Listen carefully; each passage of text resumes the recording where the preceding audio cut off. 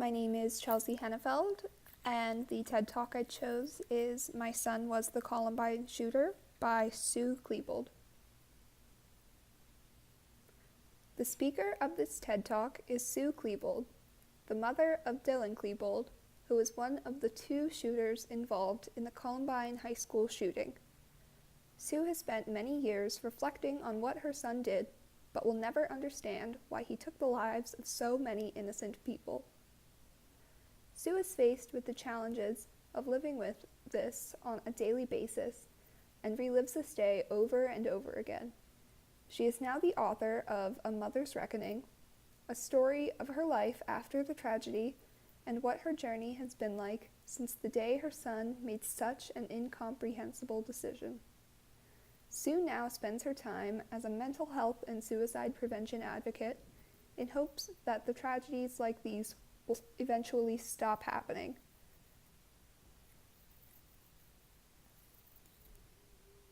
Sue begins by describing this day to have started off like any other. On April 20th, 1999, her son Dylan walked out of the front door, leaving for Columbine High School.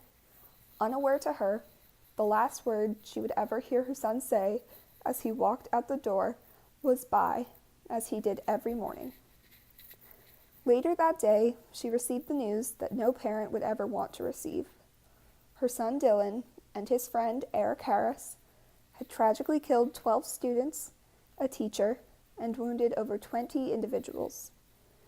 Some of the wounded individuals were left with a permanent disability or disfigurement.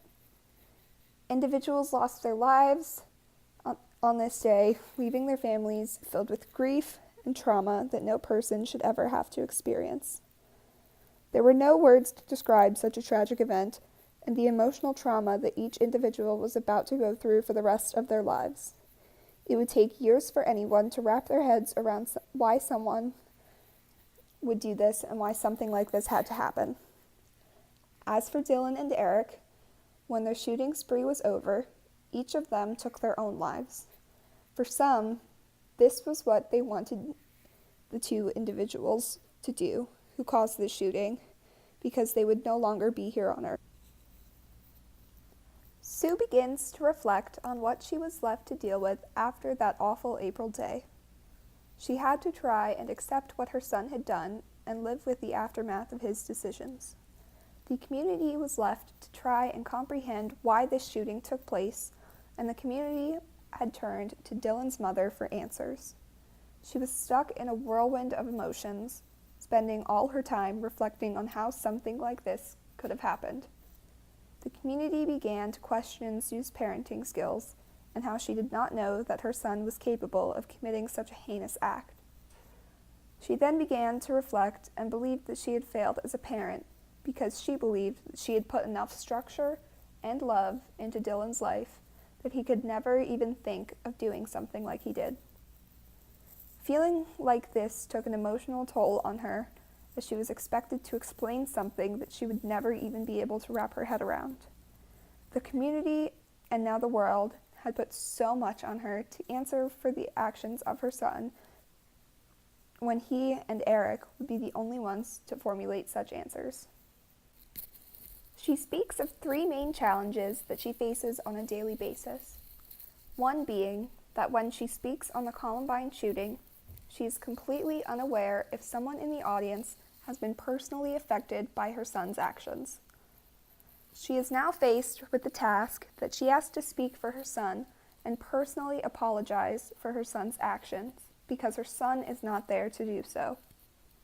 She was given the task to practically take responsibility for an action that she did not even think her son could imagine doing. She then is faced with the challenge of asking for compassion when she speaks of her son's death as a suicide. She came to find out after his death that he has previous issues of self-harm and had written months ago that he was in pain and wanted to take his own life. She does not want to take away or downplay the actions of her son by reflecting on his death as a suicide.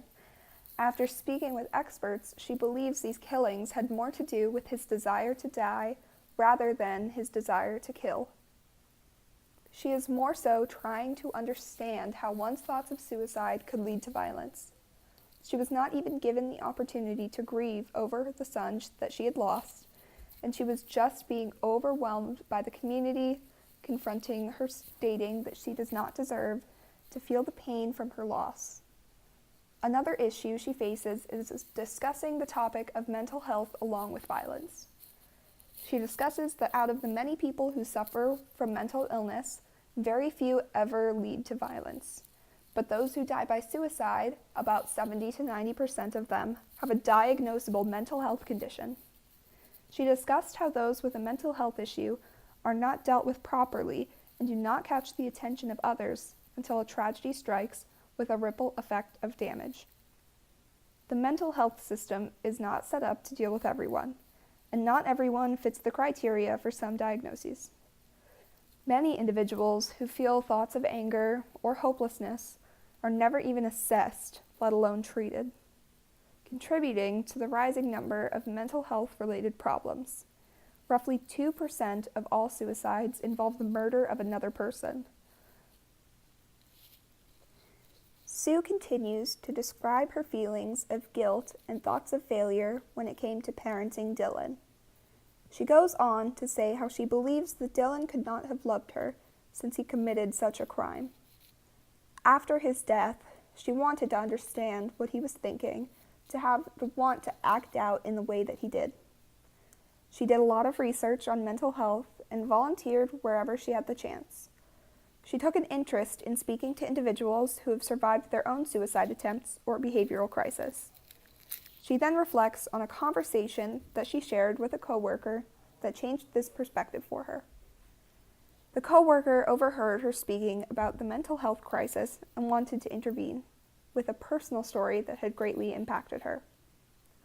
Her coworker went on to discuss that at one stage in her life, she herself was very mentally ill. During this time period, she believed that the only thing that would benefit the lives of her children would be if she were to take her own life. These were the only thoughts that flooded her mind when she was facing the darkest time in her life. She explains that when an individual is mentally ill, their thoughts and rationalities are clouded by intrusive thoughts of violence, self-harm, and that everyone would have a much better life if that individual was no longer here on earth. She explains that the love of another person was not able to stop these thoughts of violence or self-harm. Dylan loved her, but his mental illness took away his ability to act rationally, leading to the mass shooting. No love that was given to him could have helped this. The only thing that has the ability to help these situations is early intervention and intensively working with those who suffer greatly from mental illness. During the years after the mass murder, Sue's health began to greatly deteriorate. A few years after the killings, she developed breast cancer and was dealing with her physical health. After that, she began to have panic attacks from everything that her son had done. She lived in fear that if she went out, she would run into family members of the victims, the media, and angry citizens.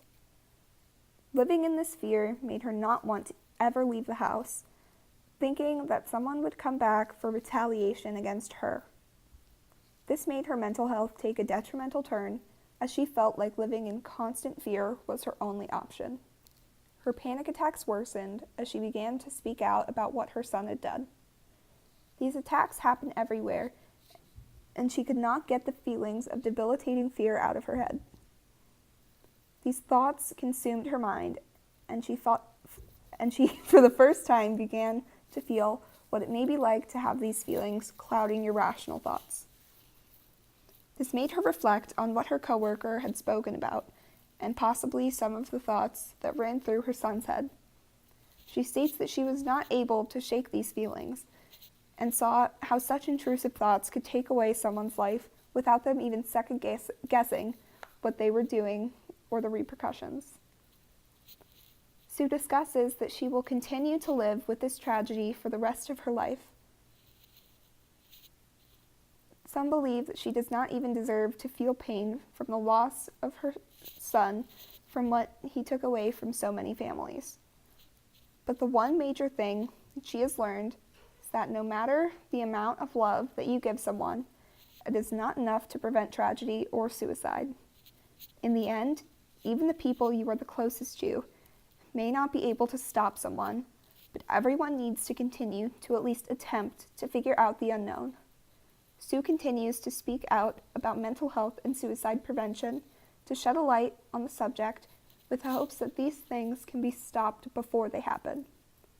Bringing a light to things that are typically not focused on can help to prevent such tragedies in the future. She is now here to share her experience as being a mother of someone who kills, what it is like to live through what she has, and what she is doing to speak out about the problems she has faced. Here are some questions I have about the TED Talk. Is someone who has been personally related to a mass murderer hurtful or helpful to the families involved when speaking out on the tragedy? If you were in Sue's position, what would you feel could have been done differently to prevent such tragedies? Why do you think issues such as mental illness and violence are not reflected on until something horrific happens?